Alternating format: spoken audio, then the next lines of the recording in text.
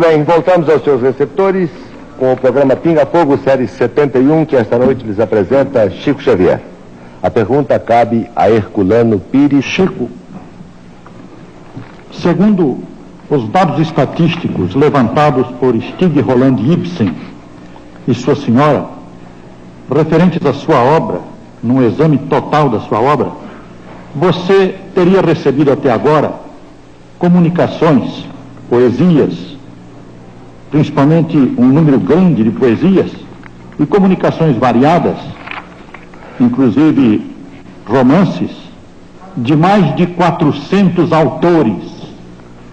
Eu perguntaria a você se você leu todos esses autores, se você tem conhecimento da obra de todos eles, e se você conseguiu armazenar no seu inconsciente toda essa fabulosa bagagem de mais de 400 autores brasileiros e portugueses, e alguns até mesmo estrangeiros. As informações dos nossos queridos amigos e distintos escritores, senhor Stig Roland Ibsen, e de sua digna esposa, dona Edith, do canto Ibsen, são autênticas. Devo declarar de público que isso para mim seria impossível. E peço permissão para dizer que eu tive na vida 3 empregos. A primeira vez me empreguei aos 8 anos de idade numa fábrica de tecidos. Trabalhei até os 12, frequentando também a escola primária. Dos 12 aos 19, 20 anos, trabalhei num bar, depois num armazém, isto é, no comércio. E de 1931 a 1961, eu trabalhei durante 30 anos no Ministério da Agricultura, documentadamente, de modo que não seria possível para mim me inteirar do estilo de todos esses poetas, escritores, cronistas, jornalistas e amigos desencarnados por meu intermédio. Absolutamente não. Muito bem. Passamos agora à rodada dos telespectadores.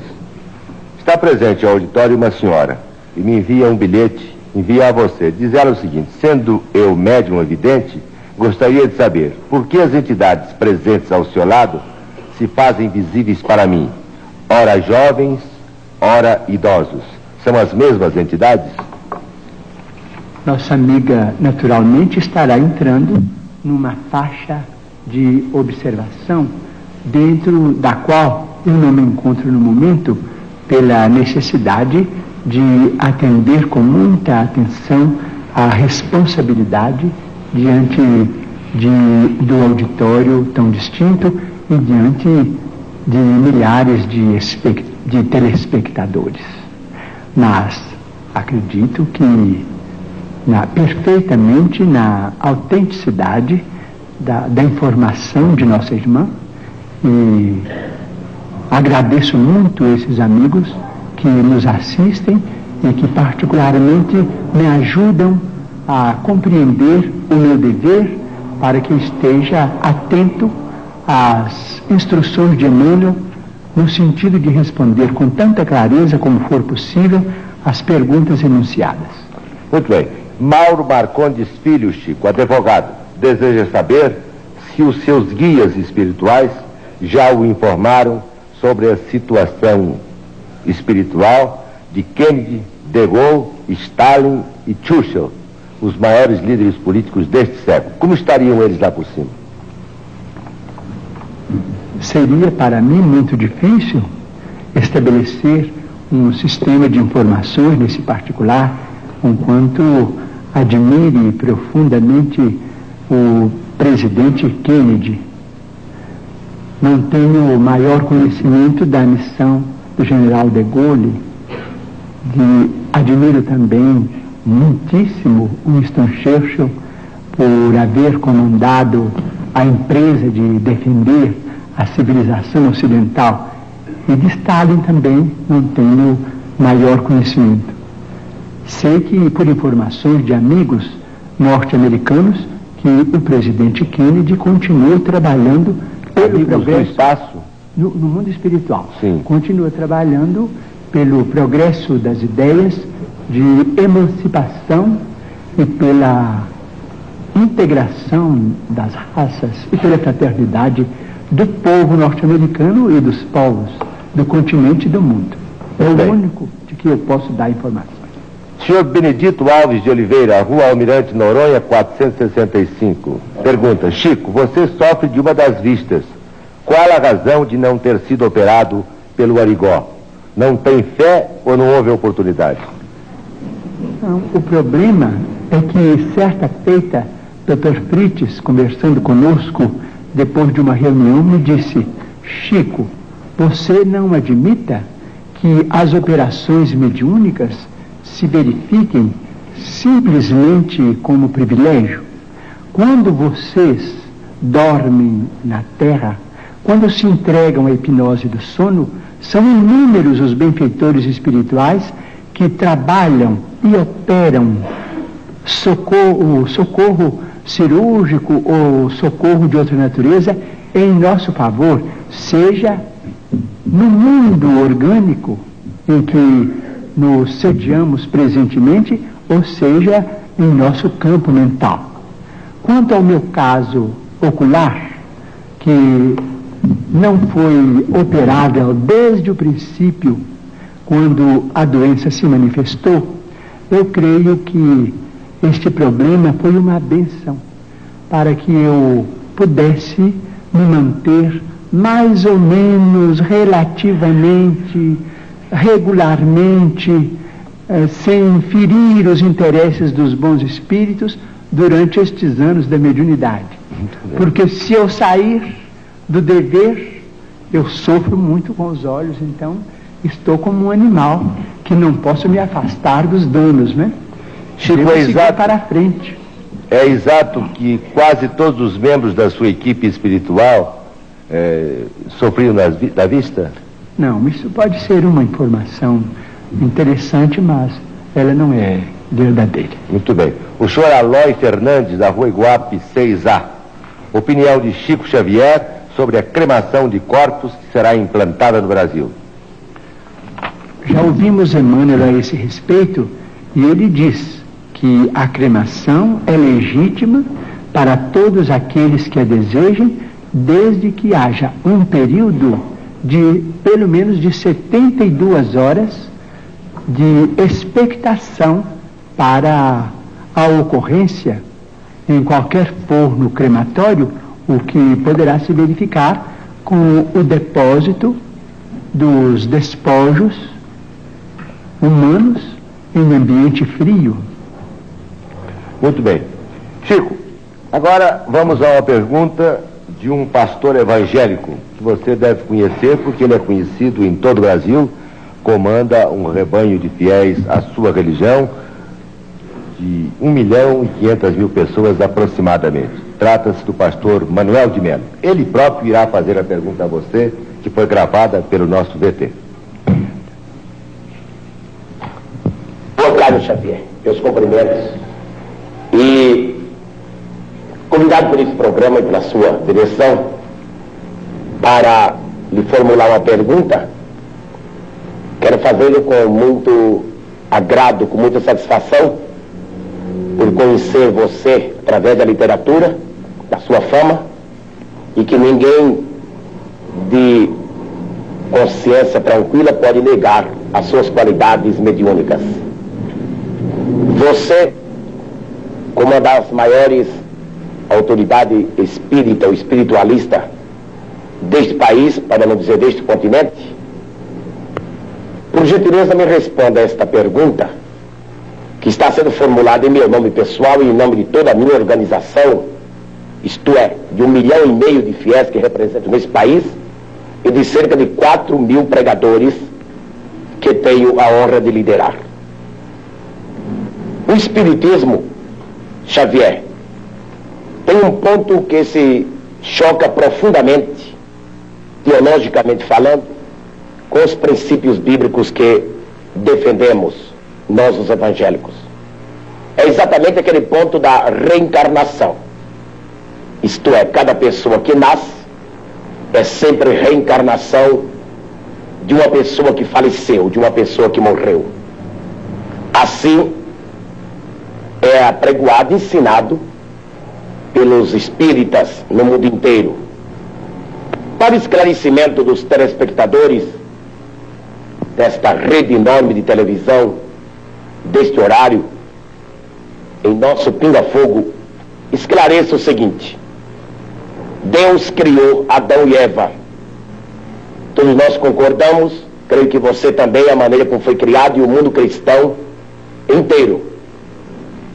Muito bem, mas logo após a criação de Adão e Eva, as duas primeiras criaturas humanas, surgiram as duas outras criaturas humanas, são os dois filhos de Adão e Eva, Abel e Caim. Você poderia, dentro da sistemática espiritualista, dentro da doutrina da reencarnação, você poderia dar, meu caro Xavier, uma explicação aceitável de onde vieram, qual a procedência de Caim e Abel, os dois primeiros filhos de Adão, isto é, pela ordem, a terceira e a quarta pessoa humana existente aqui na Terra? Responda-me.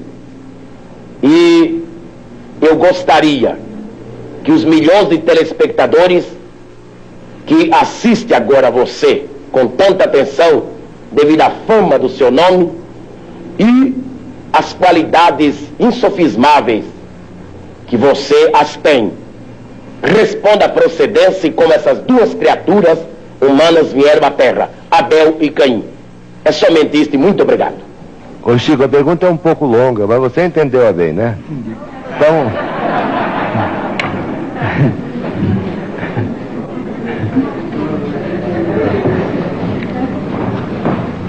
A pergunta do nosso caro amigo, que nos interpela a respeito do texto bíblico, está emoldurada de tamanho carinho que inicialmente nós agradecemos esse tom de fraternidade e ternura humana com que ele emoldura a questão para se dirigir a nós. Muito obrigado ao nosso caro pastor evangélico, senhor Manuel de Melo, que nós todos admiramos como sendo o orientador desse grande e brilhante movimento que é Cristo para o Brasil. Mas, sem desejar fazer contraperguntas, porque às vezes a contrapergunta não é uma prova de consideração para quem perguntou, mas a Bíblia é o nosso livro santo, livro de todos os cristãos. Nós, os espíritas evangélicos, nos detemos no Testamento Novo para compreender a essência dos ensinamentos de nosso Senhor Jesus Cristo e daqueles que o sucederam, os apóstolos da causa evangélica. Não temos maior intimidade com o Velho Testamento, entretanto pedimos permissão ao nosso caro pastor evangélico, senhor Manuel de Melo, para considerar que no livro de Gênesis, no capítulo 4, versículos 16 e 17, vamos encontrar uma questão muito interessante para nossos estudos em conjunto, porque nós todos somos estudantes das letras sagradas. O capítulo 4 trata, por exemplo, da união de Adão e Eva para o nascimento dos seus 3 filhos, Caim, Abel e Sete. Sabemos por esse texto, o capítulo 4 do livro de Gênesis de Moisés, que Caim exterminou Abel. Entretanto, nos versículos 16 e 17, nós encontramos uma informação muito curiosa, a informação de que Caim, em se retirando da face de Deus, se dirigiu para uma cidade ou uma terra chamada Nod, onde ele desposou aquela que foi sua esposa e teve com ela uma grande descendência. Então, estamos perguntando se determinados textos do Antigo Testamento não seriam códigos que nós precisamos estudar com mais segurança para não cairmos, por exemplo, em contradição do ponto de vista literal. Nós precisamos estudar com técnicos e pesquisadores de história, que nós os temos hoje em todas as direções. Digo isso com o máximo respeito, porque se Caim matou Abel antes do nascimento de Sete, mas casou-se numa cidade chamada Nod, onde encontrou a sua mulher, aquela que foi sua esposa, e com ela teve uma grande descendência, o assunto exige estudos especiais de nós todos, porque segundo a criação no jardim edênico, a família inicial teria sido constituída pelas 4 pessoas às quais se refere o nosso caro pastor evangélico, senhor Manuel de Melo: Adão, Eva e os 2 filhos primeiros do casal. Vamos estudar então a questão com respeito à reencarnação. Mas o Manuel de Melo tem que estudar também, né? Todos nós. Então vamos chegar a uma conclusão.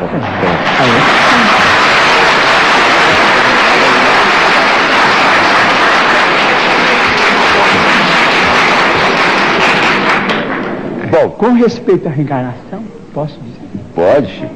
Com respeito à reencarnação, nós, os espíritas, estamos diante de uma realidade inconteste para nós.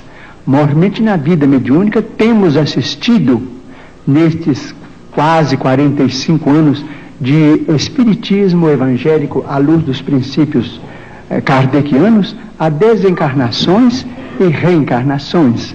Mas permitimos-nos também perguntar ao senhor Manuel de Melo, ao nosso caro pastor evangélico, senhor da pergunta, e também àqueles que fazem objeções contra os princípios da reencarnação, permitimos-nos perguntar sobre o sofrimento das crianças, por exemplo. Não vamos nos referir aos adultos, porque seria alongar muito a resposta, mas vamos pensar nas crianças. Por exemplo, nós, os espíritas, muitas vezes encontramos determinados casos de suicídio, e às vezes suicídio acompanhados de homicídio, ou às vezes apenas de homicídio. Mas vamos encontrar esses problemas do complexo de culpa levado para além desta vida, e depois esse complexo de culpa renascido com aquele que é responsável por ele através de sofrimentos que só podemos entender através da reencarnação. Por exemplo, muitas vezes temos encontrado, por exemplo, irmãos nossos suicidas que dispararam um tiro contra o coração e que voltam com a cardiopatia congênita ou com determinados fenômenos que a medicina classifica dentro da chamada tetralogia de Fallot.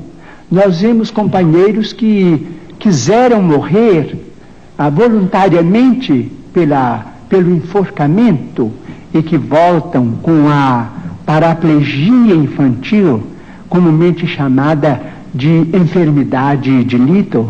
Nós vemos muitos daqueles que preferiram o veneno e que voltam com malformações congênitas, com problemas miopáticos, com o mixedema, aqueles que às vezes violentam o próprio ventre e que voltam também sofrendo as tendências e que às vezes acabam se desencarnando com o chamado infarto mesentérico. Nós vemos, por exemplo, aqueles que preferiram morrer pelo afogamento para se retirarem da vida num ato de rebeldia contra as leis de Deus.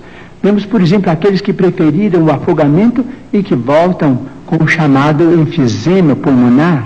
Aqueles que dispararam tiros no próprio crânio e que voltam com tantos fenômenos dolorosos, como, por exemplo, a idiotia, a acromegalia, quando o tiro, vamos dizer, quando o projétil alcança a hipófise, porque nós estamos em nosso corpo físico subordinado ao nosso corpo espiritual. Então, principalmente nos fenômenos, os fenômenos decorrentes do suicídio por tiro no crânio são muito dolorosos, porque vemos a surdez, a cegueira, a mudez congênitas, e vemos este sofrimento em crianças incompatíveis com a misericórdia de Deus, porque nós sabemos que Deus não quer a dor. Diz Emmanuel, se Deus quisesse a dor, Ele não teria nos dado anestesia através da medicina. A dor é uma criação nossa. Chegamos ao além com determinado complexo de culpa e pedimos para voltar ao corpo, trazendo as consequências de nossos próprios atos menos felizes.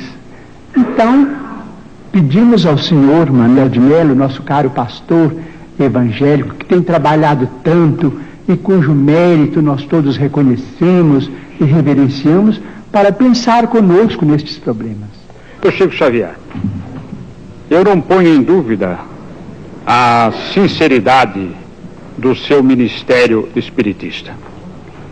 Eu creio firmemente que o senhor trabalha com profunda amor à sua causa e à sua doutrina. Mas eu vou insistir no aspecto mais conhecido da sua obra, das suas atividades, que é aquela do escritor psicográfico. Na literatura brasileira, o senhor é, depois de Coelho Neto, o mais prolífico dos escritores que já redigiram na língua portuguesa. Por outro lado, o senhor disse, respondendo a uma pergunta minha, que havia feito apenas um curso primário. O senhor, para todos os que aqui estão e os que estão ouvindo no vídeo em casa, é um homem que tem uma grande fluência ao falar. O senhor constrói com perfeição a frase. O senhor tem lógica na exposição da sua doutrina.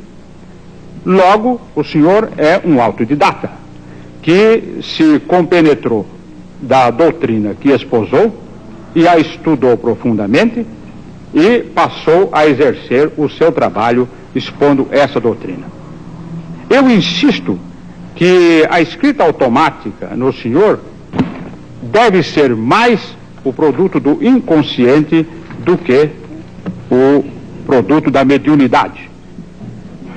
Não sei se o senhor conhece uma coleção de livros publicados na França com o título genérico A Maneira de, em que os autores Paul Rebut e Charles Miller em francês, fazem a imitação de vários autores. Por exemplo, Marcel Proust, cujo centenário acaba de passar, se o senhor ler uma página de Marcel Proust e uma página do livro A Maneira de, não distinguirá, ainda mesmo que tenha profundo conhecimento do estilo de Marcel Proust. É, portanto, esta é uma imitação consciente.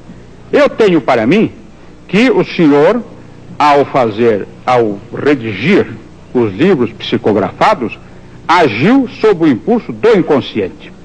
O meu antigo companheiro de imprensa, e caro companheiro de imprensa, Herculano Pires, cuja inteligência brilhante eu sempre respeitei e sempre aplaudi, criou um embaraço para a minha pergunta, ao falar em 400 autores que o senhor teria citado. Mas citar o senhor citou 400 autores Ou o senhor escreveu a maneira de 400 autores, como escreveu como Humberto de Campos, como Guerra Junqueiro, como Antero do Quental, como Augusto dos Anjos? Creio que o número enunciado pelo casal Stig, Roland e Ibsen já está superado em mais de 400 comunicantes. Eles escreveram a maneira deles, mas respeito o ponto de vista do senhor, como respeito qualquer homem de ciência que ainda não pôde aceitar, por exemplo, o realismo da mediunidade. Respeito muito, mas continuo acreditando que eles escreveram a maneira deles, porque em algumas centenas, vamos dizer mais de 3 centenas destes 400 e tantos, hoje parece que quase 500, eu não tinha a menor ideia do que eles escreveram.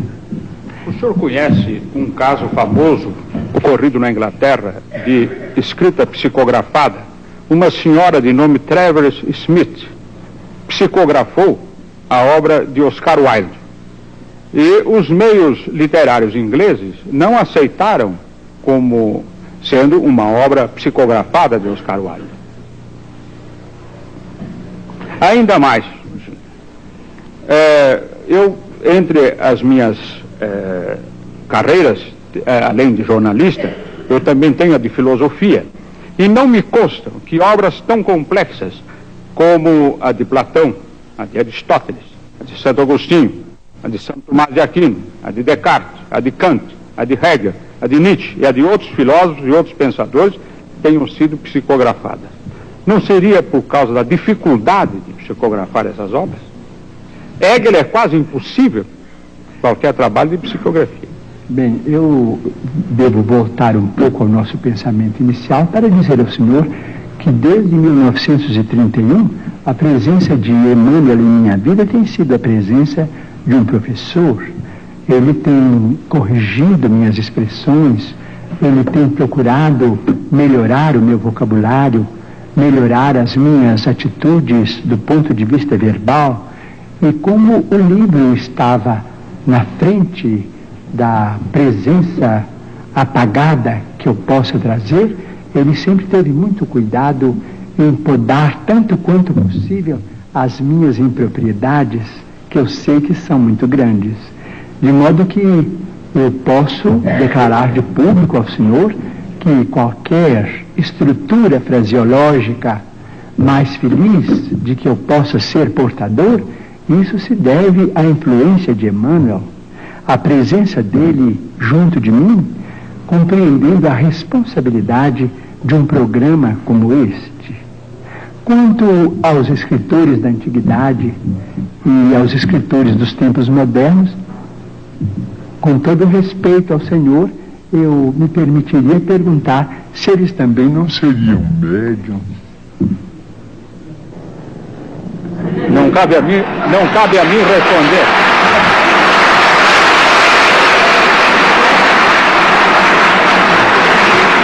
Essa é uma... Quem sabe? Este programa é de perguntas, não é de debate. Não é de debate, absolutamente.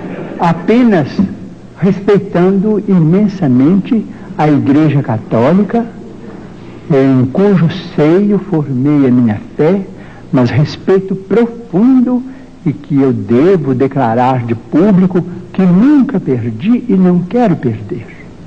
Então eu digo aqui de público, eu não conheço essas obras, mas gostaria de conhecê-las em português. Mas os espíritos amigos se referem, por exemplo, a 2 personalidades do agiológio católico que deveriam ser mais conhecidas em nosso ambiente cultural. Por exemplo, na latinidade, especialmente na língua portuguesa, eu não conheço absolutamente nada. Eles se referem a Santa Brígida de Vadstena, ou Santa Brígida da Suécia, e a Santa Clara de Montefalco, na Itália, cujas biografias atestam a presença de mediunidades extraordinárias. a ponto de, diz Emmanuel, que Santa Brígida de Batistina deixou muitas páginas, vamos dizer, do ponto de vista de autenticidade, absolutamente psicográficas. Seria muito interessante e estimaria muito conhecer a vida dessas duas grandes figuras da Igreja Católica que eu venero tanto, porque, ao que me parece, pela palavra dos nossos amigos espirituais, foram duas criaturas portadoras de mensagens especiais para os cristãos. Eu queria que você me concedesse apenas o direito de fazer uma observação a respeito do que o Chico acabou de falar. Pois não. Eu queria lembrar a existência no meio católico também de psicografia, do fenômeno psicográfico. As edições paulinas aqui de São Paulo, há questão de uns 5 anos, mais ou menos, publicaram um livro muito curioso, chama-se O Manuscrito do Purgatório. É um livro recebido na Espanha, num convento da Espanha, por uma freira. E ela recebeu o livro através do espírito de outra freira que havia morrido no próprio convento. Um trabalho, evidentemente, de psicografia católica. Esse livro foi traduzido para o português pelo padre Júlio Maria, tão conhecido principalmente pela sua atuação na revista Ave Maria. E saiu publicado aqui em São Paulo com todas as autorizações eclesiásticas, tendo vindo também da Espanha com essas autorizações. Mas acrescento o seguinte: as próprias edições paulinas anunciaram que outros livros da mesma natureza seriam publicados por ela. Entretanto, não foram. Mas existe, portanto, bastaria este livro, O Manuscrito do Purgatório, que foi publicado, para provar que existe uma psicografia católica. Muito bem. Pois não? O espírito de Emmanuel Insiste colocar em situação difícil diante do seu guia. Não tem problema. Ele pede para mencionarmos, diante do nosso caro escritor e entrevistador, que levantou o problema com tanta distinção e com tanto carinho, que nós não podemos esquecer um problema muito importante em nossa vida cristã, é que o livro é mesmo um instrumento de cultura extraordinário e que é, vamos dizer, um instrumento que está entre este mundo e o outro mundo. É tão importante que o primeiro livro que veio para a humanidade, vamos dizer, é um livro do mundo espiritual, um livro de pedra, que foi os 10 Mandamentos. Psicografia de Moisés.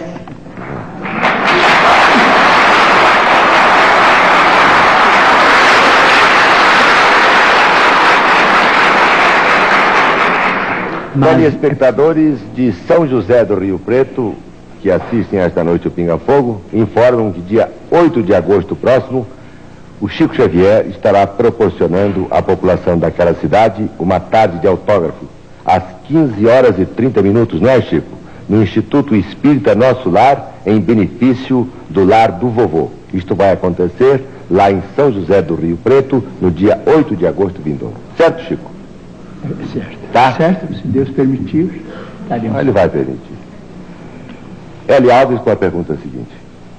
Pois não, senhor Chico Xavier, eu queria saber agora o seguinte: os espíritas dizem que os renascimentos sucessivos da criatura humana têm por objetivo a sua evolução.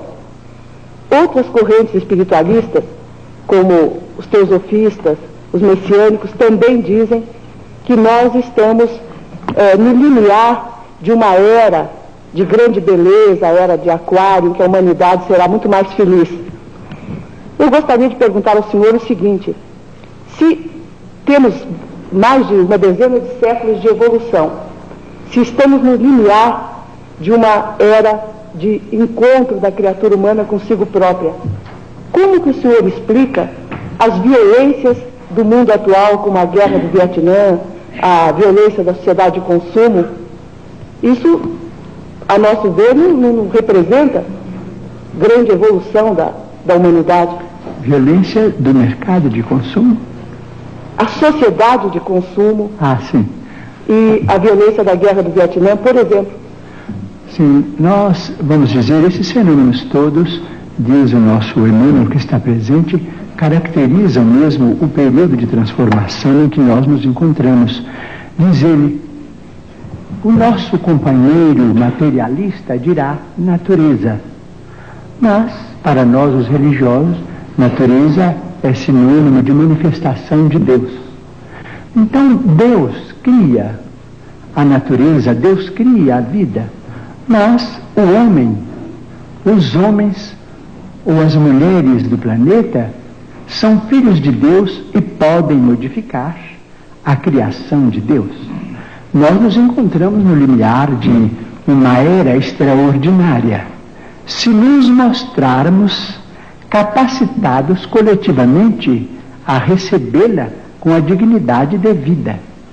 Se os países mais cultos do globo puderem suportar a pressão de seus próprios problemas sem entrarem em choques destrutivos, como por exemplo guerras de extermínio que deixarão consequências imprevisíveis para nós todos no planeta, então veremos uma era extraordinariamente maravilhosa. A própria automação, diz ele, nos está dizendo que nós vamos ser aliviados ou quase que aposentados do trabalho mais rude no trato com o planeta para a educação da nossa vida mental, através de informações e do universo com proveito enorme, proveito incalculável para benefício da humanidade. Mas isso terá um preço, terá o preço da paz. Se nós pudermos nos suportarmos uns aos outros, quando não nos pudermos amar uns aos outros, segundo os preceitos de Jesus, até que essa era prevaleça, provavelmente no próximo milênio, não sabemos se no princípio, se no meados ou se no fim. O terceiro milênio nos promete maravilhas, mas se o homem, filho e herdeiro de Deus, também se mostrar digno dessas concessões. A Igreja Católica cada dia tem aumentado mais sua atuação no sentido de que haja mais justiça social no mundo, melhor distribuição de renda. Aqui mesmo no Brasil, a participação da Igreja na área social tem sido muito grande, o que, aliás, tem lhe causado até alguns problemas. O que o Espiritismo no Brasil tem feito nesse sentido? Ou, por acaso, prega o conformismo na vida material? O Espiritismo não prega o conformismo do ponto de vista em que o conformismo é interpretado. O Espiritismo nos pede paciência para esperar os processos da evolução e as realizações dos homens dignos que presidem os governos, cooperando de nossa parte tanto quanto possível para que as leis desses mesmos governos sejam executadas. De modo que, se estamos subordinados ao critério de nosso Senhor Jesus Cristo, que estabelece aquele princípio de a Deus o que é de Deus e a César o que é de César, isto é, aquilo que pertence ao mundo superior da nossa mente, as realizações com Deus, que constitui o progresso e o aprimoramento de nossa alma, e aquilo que nós devemos aos poderes constituídos no mundo, que nos orientam e que administram os nossos interesses, então o Espiritismo não se sente, vamos dizer, o Espiritismo evangélico não se sente absolutamente inclinado a qualquer participação no partidarismo de ordem política para solucionar os problemas da vida material, conquanto reconheça que todos devemos trabalhar. O Espiritismo nos ensina que se existe fome, não é por culpa da terra, assim como se o rio não tem culpa quando passamos por cima dele numa ponte cometendo um delito contra a higiene? As leis são magnânimas, mas a vacina contra a ignorância é a instrução, e a vacina contra a penúria é o trabalho. Em vez de, vamos dizer, de pedir melhoria de rendas, vamos pensar assim: conquanto todos precisemos do dinheiro, todos necessitamos do dinheiro como sangue de nossas realizações materiais e seiva da nossa civilização. Nós todos precisamos do dinheiro, seja ele apresentado de que forma for, em qualquer regime, porque o dinheiro é um documento daqueles que nos governam e que nos credenciam para o serviço aquisitivo onde estejamos. Conquanto precisemos todos do dinheiro, se pensássemos, por exemplo, em trabalharmos todos e em organizar, vamos dizer, as questões do trabalho com o aproveitamento das nossas energias integrais, então cremos que o problema seria quase que imediatamente resolvido.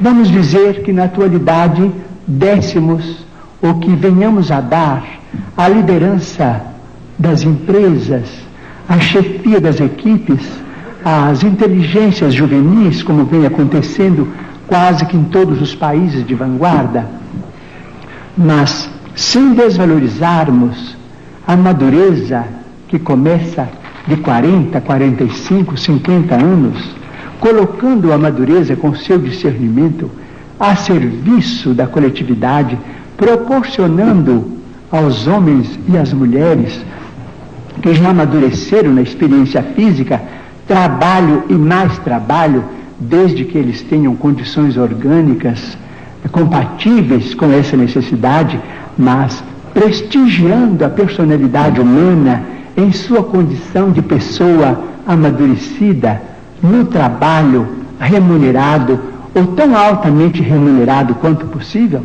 nós resolveríamos o problema sem entrarmos em atrito com a autoridade legal. Eu me lembro, entre as suas obras, de algumas obras de psicografia que são bastante importantes do ponto de vista doutrinário para o espiritismo. Por exemplo, Evolução em Dois Mundos.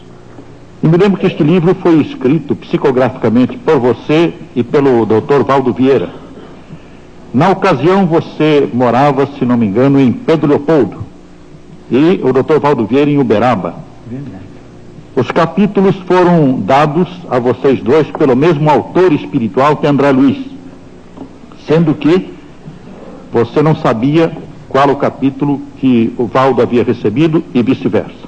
Bom, eu gostaria que você dissesse alguma coisa sobre isso, mas queria lembrar também Mecanismos da Mediunidade, que me parece um livro dotado de tanta informação científica atual dos nossos tempos e relacionando todas as conquistas da técnica atual com os problemas mediúnicos, que eu creio que você nunca teve oportunidade de obter conhecimentos pessoalmente a respeito desses assuntos. Eu gostaria que você nos dissesse alguma coisa sobre esses dois livros. O que eu posso dizer é que eu tenho a maior dificuldade para compreender esses dois livros, porque eles são basados numa linguagem quase que inacessível à minha capacidade de entendimento, porque eles foram recebidos nas condições em que o nosso caro amigo professor Herculano Pires menciona, mas é o caso da mediunidade psicográfica. Eu não posso emitir juízo algum, porque o livro é mais para técnicos, em matéria de evolução e em matéria de comunicações neste mundo mesmo. Não posso emitir julgamento nenhum, porque não estou à altura. Para isso eu precisaria ter de mim mesmo uma diplomação acadêmica, Chico, para que o Espírito de Emmanuel encontrasse em mim recursos. Com licença, eu não pediria a você julgamento. eu queria que você nos dissesse alguma coisa sobre a maneira por que eles foram escritos. De que maneira você recebeu, qual foi a motivação para que este Evolução em Dois Mundos, que é um livro que coloca o problema da evolução dentro do espiritismo, relacionando o processo evolutivo no mundo material e no mundo espiritual, é um livro de profundo esclarecimento do problema evolutivo. E Mecanismos da Mediunidade, porque é um livro que traz um acréscimo enorme aos nossos conhecimentos possíveis no campo mediúnico. Eu gostaria que você dissesse quais foram as motivações, qual foi o seu trabalho nesse campo, o que você sentia quando escrevia, coisas assim. Eu sentia, naturalmente, um grande prazer em ser instrumento daquelas páginas, conquanto eu não as entendesse muito bem, remetia diretamente pelo correio ao companheiro que partilhava comigo da mesma experiência em 2 dias convencionados da semana. Então ele também me mandava para Pedro Leopoldo, eu lia o que ele havia recebido, ele lia o que eu havia recebido e o livro continuou até o fim. Mas a esse respeito eu peço licença para lembrar um caso interessante. Em 1931, quando eu ia fazer 21 anos, o espírito de Augusto dos Anjos sentia muita dificuldade em escrever por meu intermédio. Nesse tempo eu trabalhava no armazém. Nesse armazém me dava também serviço para cuidar de uma horta muito grande com plantações de alho, porque o alho na região em que eu nasci é um fator econômico de muita importância.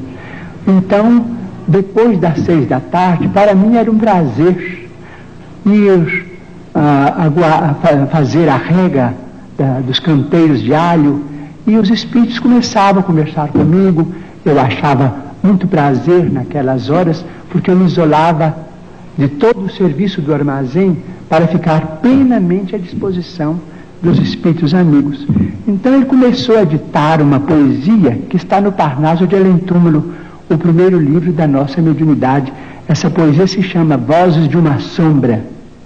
E ele começou a falar com aquelas palavras maravilhosas, muito técnicas. Eu com o regador na mão me custava compreender. E ele falava e falava que gostava de escrever no campo e que aquela era uma hora em que ele queria ditar, para que eu ouvisse, para mim poder compreender na hora de escrever, porque muitas vezes escrevo também como médium ouvinte.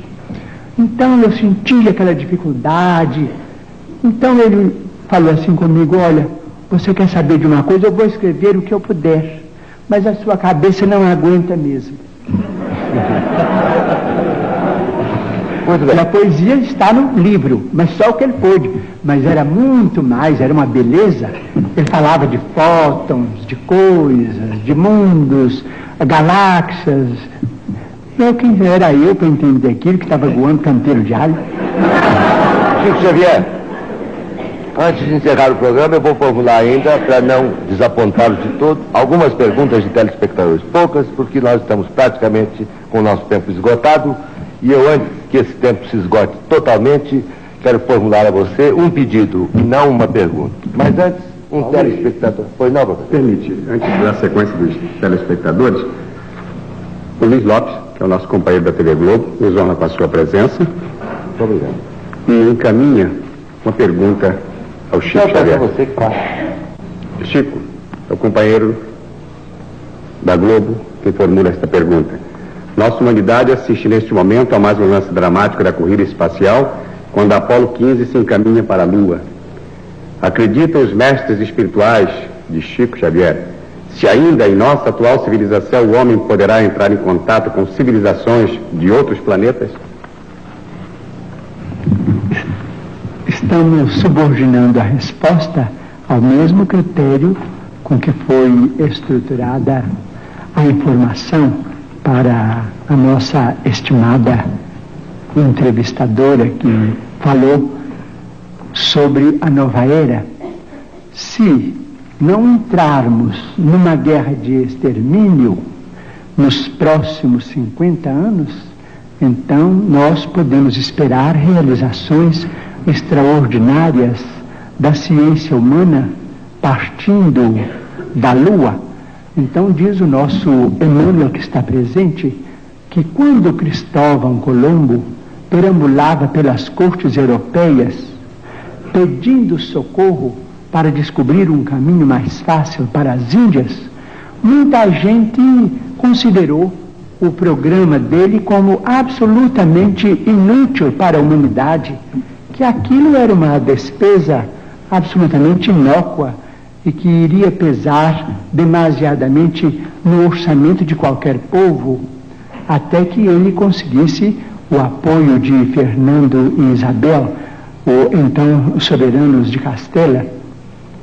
Mas nós hoje sabemos, depois de 5 séculos quase, mais de 4 séculos, a importância do feito.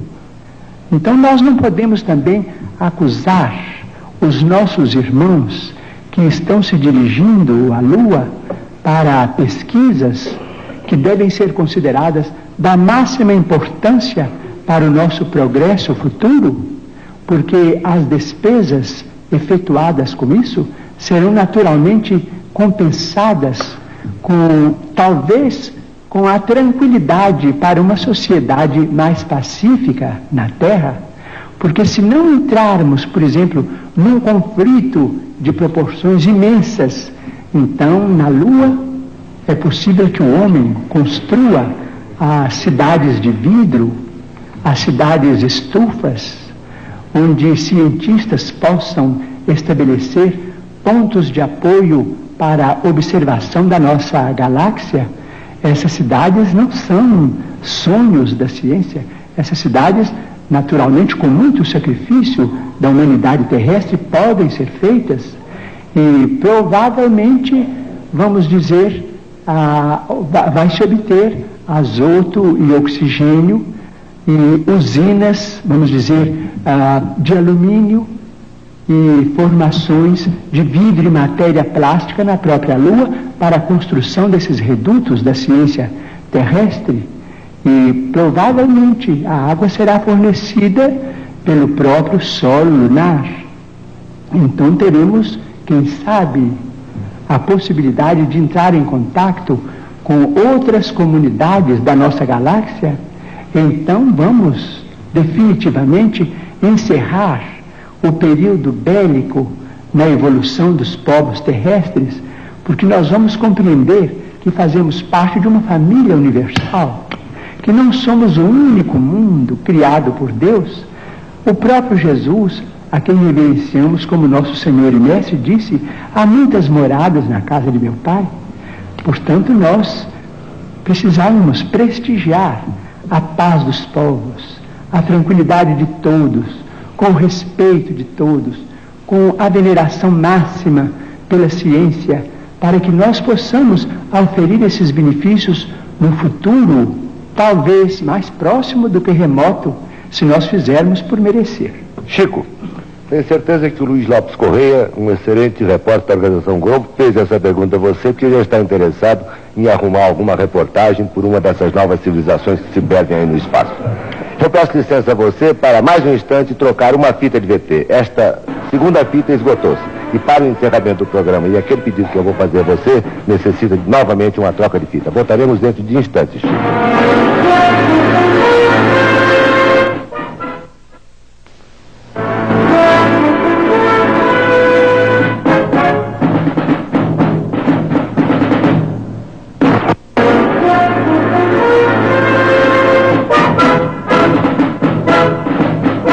Voltamos agora para o encerramento definitivo de Pinga Fogo desta noite, que lhes apresentou o médio Chico Xavier.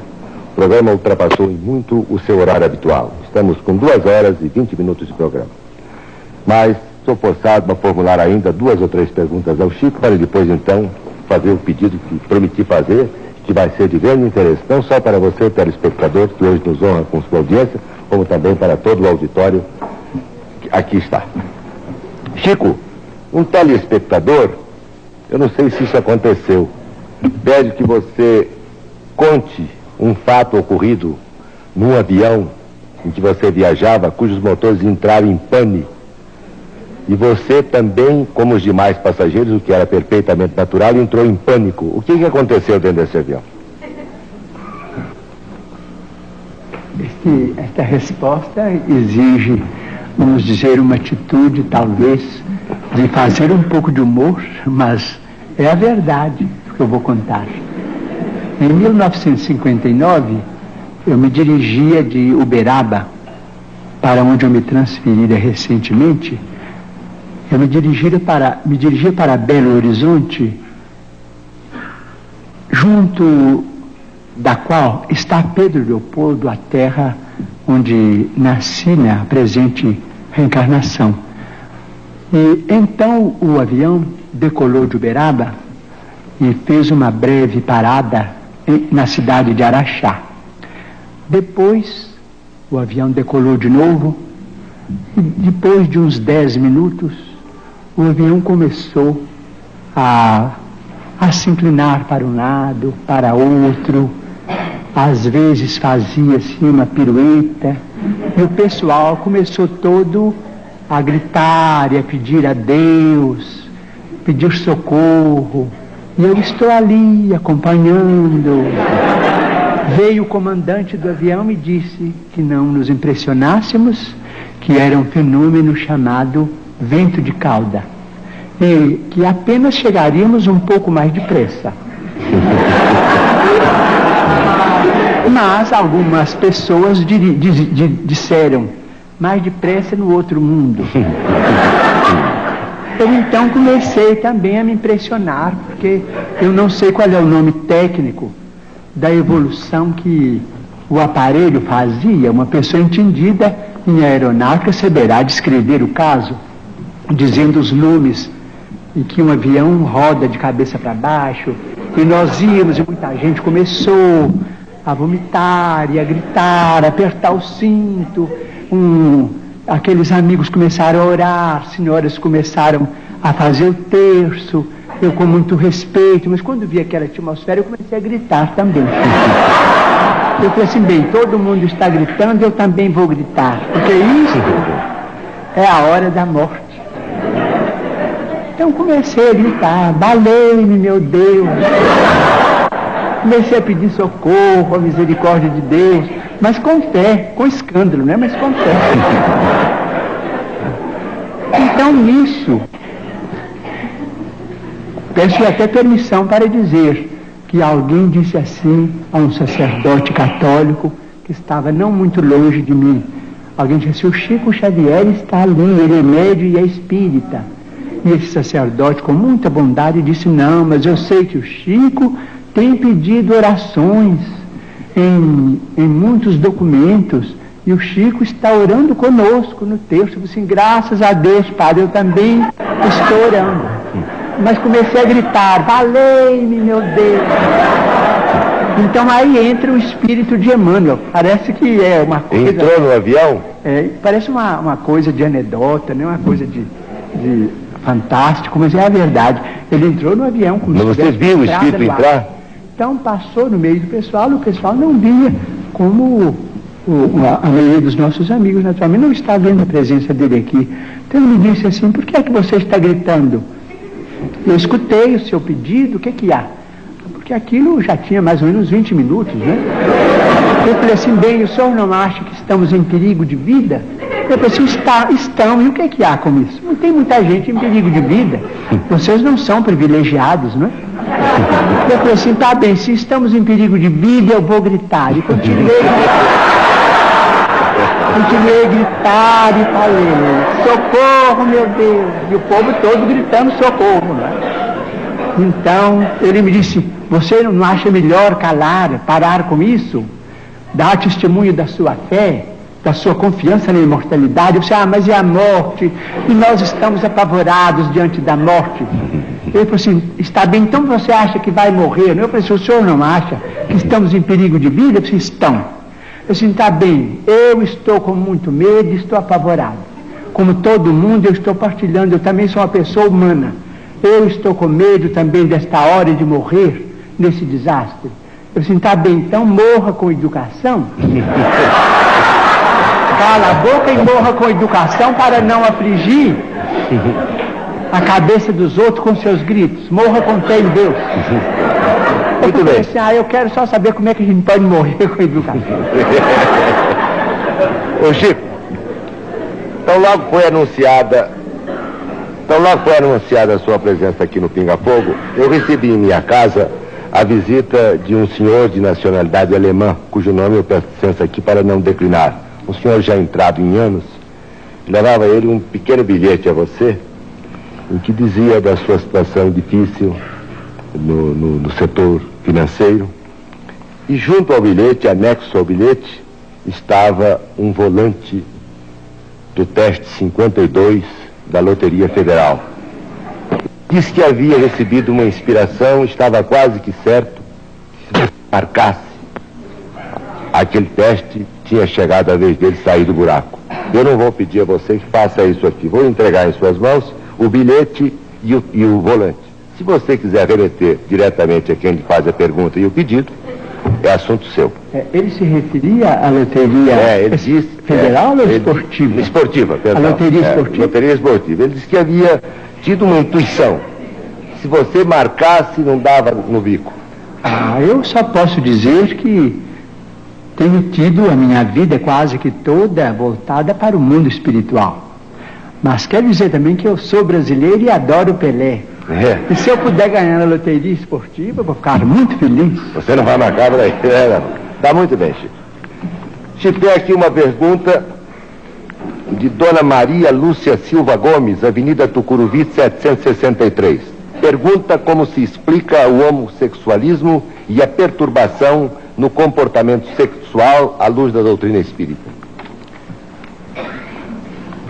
Temos tido alguns entendimentos com espíritos amigos e notadamente com Emmanuel a esse respeito. O homossexualismo, tanto quanto a bissexualidade ou bissexualismo, tanto como a sexualidade, são condições da alma humana, não devem ser interpretados como fenômenos espantosos, como fenômenos atacáveis pelo ridículo da humanidade.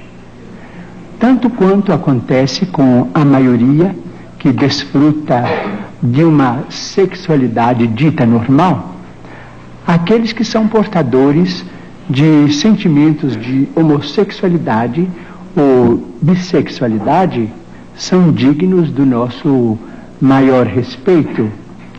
E acreditamos que o comportamento sexual na humanidade sofrerá de futuro revisões muito grandes, porque nós vamos catalogar, do ponto de vista de ciência, todos aqueles que podem cooperar na procriação e todos aqueles que estão numa condição de esterilidade. A criatura humana não é só chamada à fecundidade física, mas também a fecundidade espiritual. Quando geramos filhos através da sexualidade dita normal, somos chamados também à fecundidade espiritual, transmitindo aos nossos filhos os valores do espírito, de que sejamos portadores.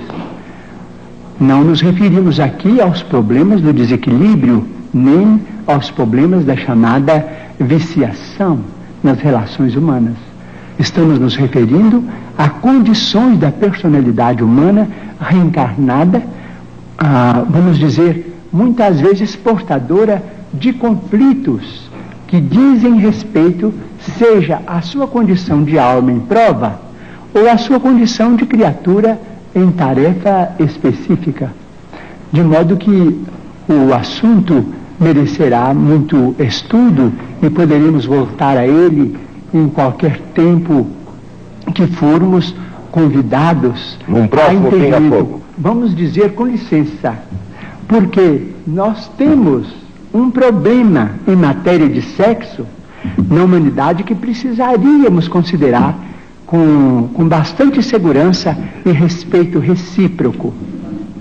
Vamos dizer, se as potências do homem na visão, na audição, nos recursos imensos do cérebro, vamos dizer, nos recursos gustativos, nas mãos, na tactilidade com que as mãos executam trabalhos manuais, nos pés, se todas essas potências foram dadas ao homem para a educação, para o rendimento no bem, isto é, potências consagradas ao bem e à luz, em nome de Deus, seria o sexo, em suas várias manifestações, sentenciado às trevas? Chico, Dona Ida, é a penúltima pergunta. Dona Ida Jorrade, da Rua Major Diogo 699. Pergunta muito triste. Diz ela: perdi um filho há 1 ano, choro muito. Quero saber se as minhas lágrimas estão prejudicando meu filho. Quando as lágrimas nascem do nosso reconhecimento a Deus pelos benefícios que recebemos, quando as lágrimas refletem a nossa saudade tocada de esperança, os nossos amigos desencarnados nos dizem que as lágrimas fazem a eles muito bem, porque elas são luzes no caminho daqueles que são lembrados com imenso carinho. Mas quando as nossas lágrimas traduzem revolta de nossa parte diante dos desígnios divinos que nós não podemos de imediato sondar, quando essas lágrimas retratam rebeldia, essas lágrimas prejudicam os desencarnados, tanto quanto prejudicam os encarnados também. Muito bem. E aqui está a última pergunta da noite, Chico, deste primeiro pinga-fogo, porque certamente você irá comparecer a outros. Carlos Alexandre Cavalieri está no auditório.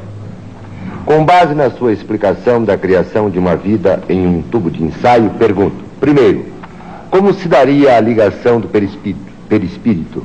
Segundo, o novo ser nasceria sem as neuroses provocadas por possíveis desentendimentos entre os pais? E terceiro, como se manifestaria o amor maternal e filial se esse se inicia normalmente na fase uterina? Os espíritos amigos nos dizem que o problema, por exemplo, do complexo de Édipo e as derivações dele, que nós chamamos de complexo de Eletra, esses complexos que foram inicialmente estudados por Freud e que hoje são desenvolvidos por uma pleiade brilhante de cientistas da psiquiatria e da análise, esses fenômenos podem ser perfeitamente estudados com muita segurança e com muito êxito à luz da reencarnação. E nós vamos compreender que precisamos hoje da psiquiatria e da análise, porque as nossas ligações afetivas na Terra, quase que até agora, têm sido filiadas a um amor muito selvagem.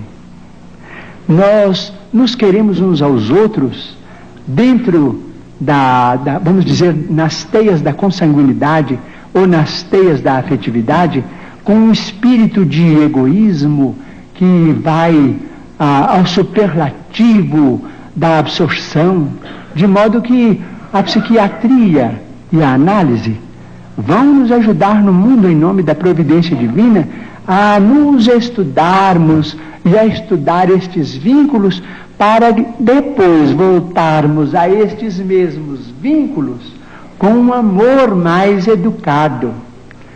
Então, se formos dignos de receber o tubo de ensaio como sendo um claustro materno estruturado pela ciência, vamos esperar que no tubo de ensaio a reencarnação se faça com muito mais facilidade para as garantias de saúde do espírito reencarnante, porque nós, como espíritos reencarnantes na Terra, estaremos libertos de muitos traumas que acontecem em nossa condição de vida embrionária, quando na companhia mais íntima de nossas mãezinhas sobre a terra, mas a vinculação do amor, esta não terminará nunca, porque o amor é presença de Deus, e o amor continuará a nos unir uns aos outros para sempre, e nos amaremos cada vez mais. Agora, vamos educar o amor, porque não temos sabido amar uns aos outros conforme Jesus nos amou. Ô Chico, pois não, professor? Isso é normal, pode falar. Não, é um assunto que não foi ainda abordado no programa hoje. Rapidamente. O senhor acha que os espíritos que se manifestam nos terreiros de Umbanda, dizendo-se guias de cura, pretos velhos, índios, caboclos, são espíritos evoluídos da luz? Como explica as curas conseguidas por muita gente conhecida em terreiros?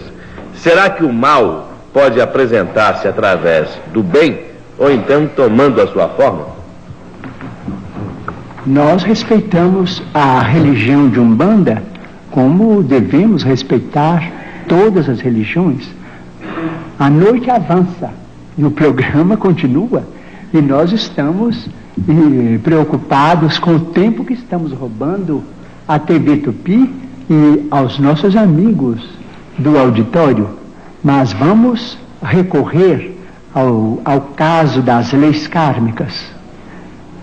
Nos séculos passados, nos 3, 4 séculos passados, nós, vamos dizer coletivamente, não estamos falando do ponto de vista individual, mas na condição de brasileiros, buscamos, no berço onde nasceram, milhões de irmãos nossos reencarnados nas plagas africanas, para que eles servissem as nossas casas e as nossas famílias, instituições e organizações na condição de alimárias. Eles se incorporaram, depois de desencarnados, as nossas famílias. Eles renasceram do nosso próprio sangue, na condição de nossos irmãos, para receberem de nossa parte uma compensação, que é a compensação chamada do amor, para que eles sejam devidamente educados ou encaminhados, tanto quanto nós pretendemos educar-nos e encaminhar-nos para o progresso. Então temos a religião de Umbanda, que vem como uma organização dos espíritos, recentemente, porque 4 séculos é um tempo curto nos caminhos da eternidade, recentemente trazidos para o Brasil. Eles organizaram agora, seja numa condição ou noutra. Nós no Brasil não conseguimos pensar em termos de cor, nós todos somos irmãos, de modo que eles organizaram uma religião sumamente respeitável também. Eles também veneram Deus com outros nomes, veneram os emissários de Deus com outros nomes. Respeitamos-los todos e acreditamos que em toda parte onde o nome de Deus é pronunciado, o bem pode se fazer. Agora, encontramos na doutrina espírita, individualmente e coletivamente, em nos referindo aos companheiros da doutrina espírita, a faixa que nos compete no campo de nossa evolução, para estudos do nosso destino, para estudo da imortalidade. Quanto a problemas de curas, permitimos-nos lembrar uma coisa, é que às vezes nós pedimos socorro a determinadas organizações para a cura imediata de determinados impedimentos físicos. Essa cura parece, talvez, forçada por nossas exigências, porque muitas vezes os nossos irmãos trazidos das plagas africanas se habituaram, de certo modo, a obedecer-nos quase que cegamente. Eles se afeiçoam a nós com uma afeição, vamos dizer, terrível, do ponto de vista do egoísmo, de que nós todos, por enquanto, principalmente em se referindo a mim, somos portadores. Então, exigimos uma cura que se faz de imediato no campo físico, mas nos esquecemos de que, às vezes, a cura física é um caminho para encontrarmos mais adiante desastres morais de consequências imprevisíveis. Então, se as curas demoram no ambiente kardeciano, ou se demoram no campo da medicina, vamos respeitar o problema dessa demora, dessa dilação, porque aquilo se verifica em nosso próprio benefício. Porque muitas vezes uma doença física ou determinada provação em nossa vida doméstica nos poupa de acidentes afetivos ou acidentes materiais ou de fenômenos extremamente desagradáveis em nossa vida. Muito bem. Há aqui uma pergunta extra, eu havia encerrado, mas eu não posso deixar de fazê-la, isso em respeito ao telespectador, ao esforço do telespectador, que nos telefona nesta altura da noite, da cidade de Machado, lá no sul de Minas, Chico, para dizer que a imagem do Canal 4 está chegando lá como um cinema, estourando na cidade de Machado como um cinema. E ele pergunta a você, gostaria de saber se Judas foi um traidor ou fazia parte de um programa para salvar Jesus Cristo?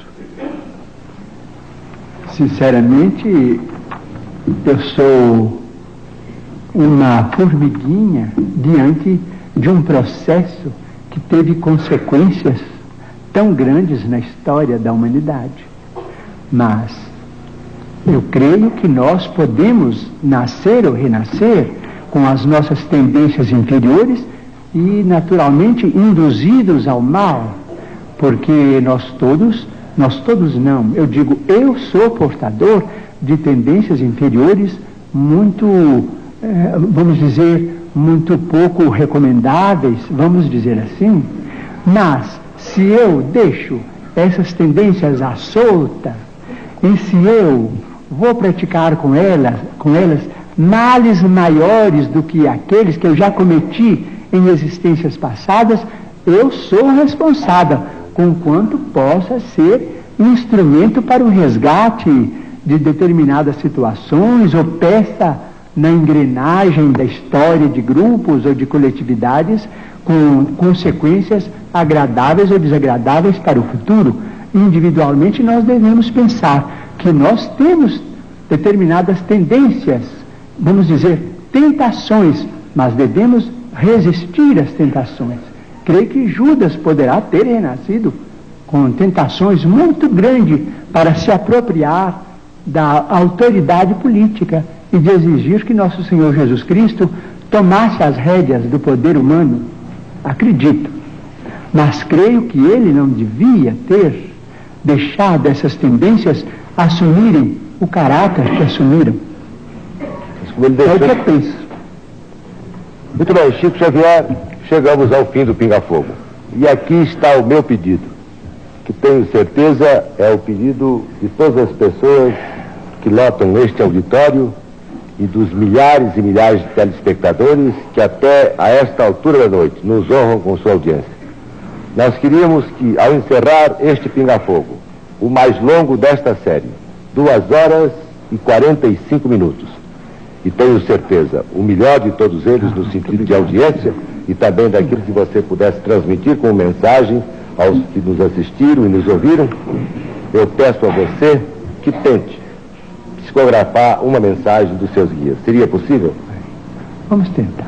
Quero formular um pedido, então, ao público presente, ao auditório, para que se mantenha no mais completo silêncio, a fim de que Chico possa se concentrar alguns segundos, a fim de tentar essa mensagem. Poderíamos pedir um pouquinho de música que ajudasse? De música que ajudasse? Vou pedir ao Galon. Galon, um pouquinho de música. Você quer essa luz? Quer que siga um pouco a luz? Eu vou lhe dar uma carta. Lá. Pelo menos 2 com caneta lá, mas preferindo um lápis. Não, nada disso. Possível 2. Muito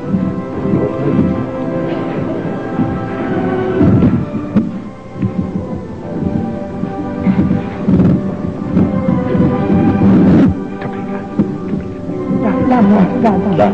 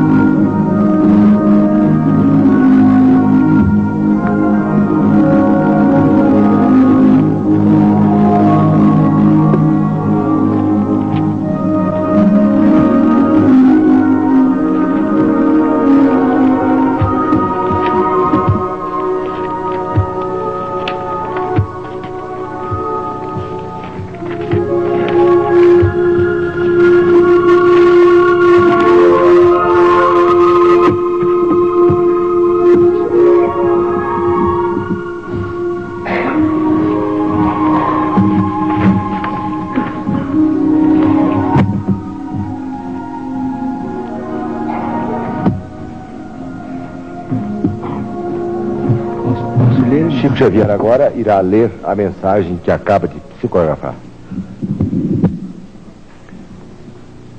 Segundo milênio. Apaga-se o milênio, a sombra deblatera.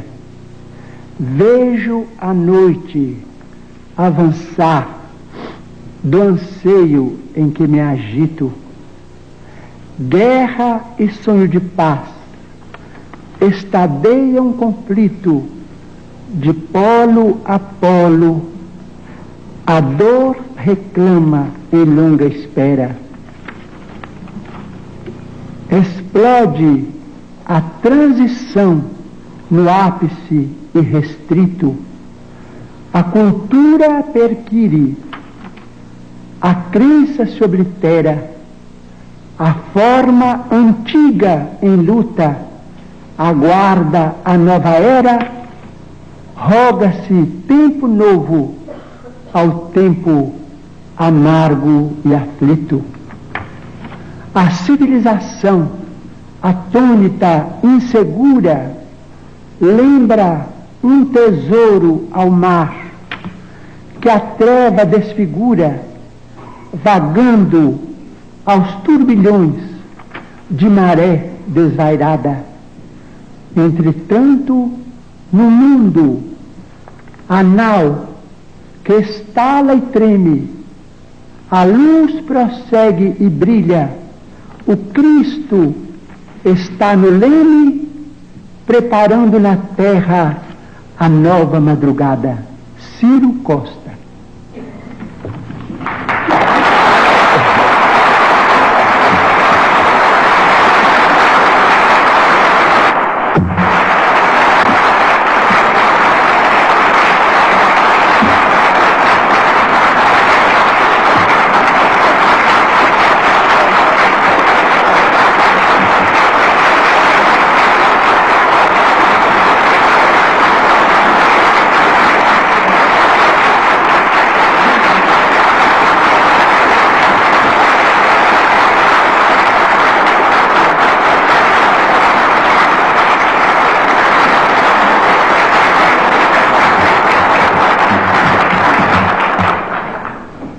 Chico Xavier, em nome de toda a equipe do Pinga Fogo, de todos os altos dirigentes associados, de toda essa gente que acaba de aplaudi-lo de pé aqui no auditório do Sumaré, e de todos os telespectadores que esta noite nos prestigiaram com sua audiência, os nossos melhores agradecimentos pela sua presença em nosso programa. Volte a Uberaba, a sua querida Uberaba, levando com a sua humildade a certeza de que você realizou esta noite um extraordinário pinga-fogo. Muito obrigado, Chico Xavier. São seus os instantes finais para o seu boa noite aos telespectadores. Nós é que estamos muito agradecidos. Esta reunião do Pinga-Fogo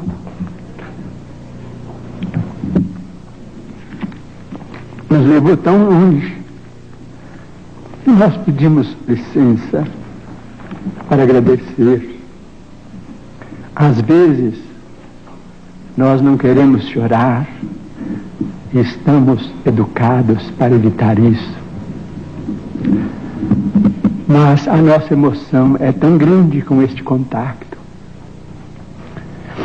que nós nos lembramos de quando a mediunidade começou em nossa vida, quando tínhamos 4 para 5 anos de idade e conversávamos com o espírito de minha mãe.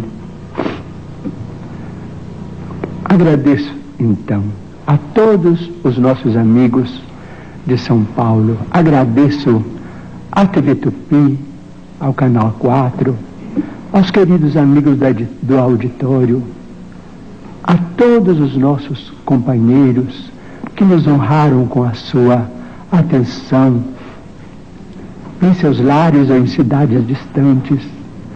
Agradeço aos nossos entrevistadores, que foram tão generosos com a doutrina espírita em nossa presença, formulando perguntas tão respeitosas para com as nossas ideias. Agradecemos a todos, na pessoa do nosso querido diretor, senhor Dr. Almir Guimarães. Nós pedimos ainda permissão para agradecer daqui, de tão longe, a terra generosa da cidade de Uberaba, aquela comunidade amiga que nos recebeu há quase 13 anos consecutivos, que nos abraçou e que nos abençoa maternalmente como um filho entre os seus filhos. Devo a Uberaba aquilo que nunca resgatarei, por mais trabalhe dentro da minha existência. Devo carinho, amor, consideração, respeito, e isso faz a nossa alegria de trabalhar e de viver. Mas, em homenagem a todas as mães presentes, e esquecendo o problema das nossas vinculações estudadas pela ciência, desejando de todo o coração homenagear aquela que me deu a vida, na presença de todas aquelas mães, porque nós todos temos ou tivemos mães adoráveis, maravilhosas, em homenagem a todas elas, nossas mães e as nossas irmãs que são mães, já que eu não sei agradecer a São Paulo o que eu passo a dever, e já que eu não sei agradecer a Uberaba o que eu devo, eu peço permissão para repetir neste recinto do qual recebemos tantas mensagens de cultura, de consolação, de bondade, de otimismo, através dos canais da televisão, através da imagem e do som transmitidos a longas distâncias. Peço permissão para condensar o meu agradecimento recitando a oração que ela orava comigo em espírito, quando eu tinha 4 para 5 anos de idade.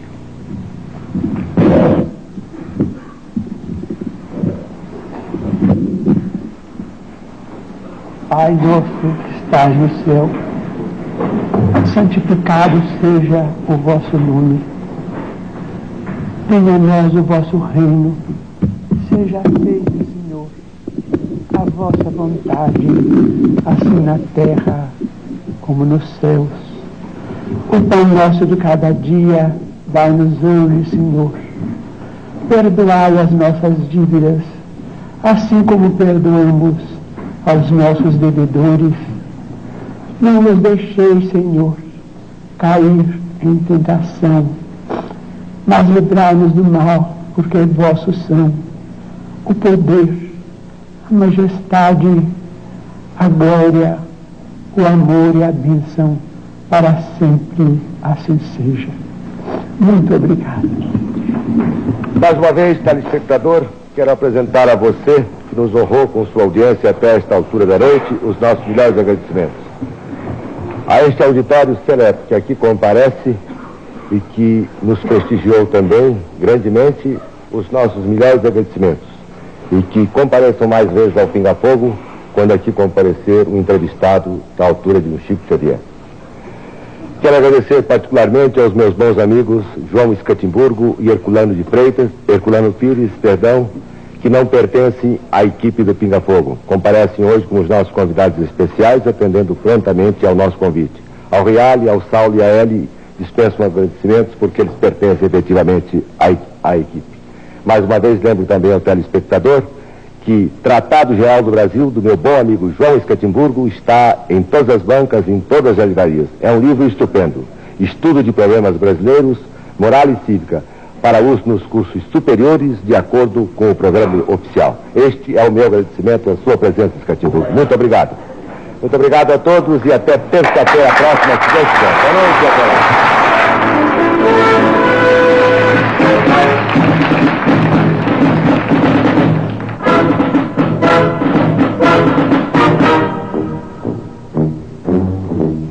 Acabamos de apresentar mais um Pinga Fogo, outro espetáculo da liderança concreta, que estará de volta terça-feira próxima, 11h30.